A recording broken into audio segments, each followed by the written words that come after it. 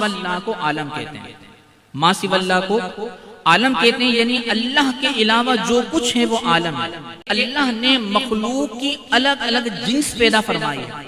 मसलन इंसान एक अलग जिन्स है, फरिश्ते ये एक अलग जिन्स है, जिन्नात ये अलग जिन्स है, हैवानात ये अलग जिन्स है, हशरातुल अर्द ये एक अलग जिन्स है।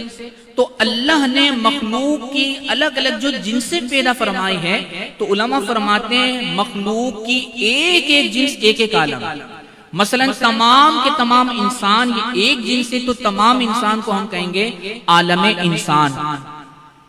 तमाम के तमाम जिन्नात एक अलग जिन्स है अल्लाह की मखलूक की, तो हम कहेंगे तमाम जिन्नात को आलम जिन्नात। फरिश्ते अल्लाह की मखलूक की एक अलग जिन्स है, तो हम कहेंगे आलम मलाइका। हशरातुल अर्द जो जमीन पर चलने वाले कीड़े मकोड़े हैं, ये मखलूक की एक अलग जिन्स है, तो उनको कहेंगे आलम हशरातुल अर्द।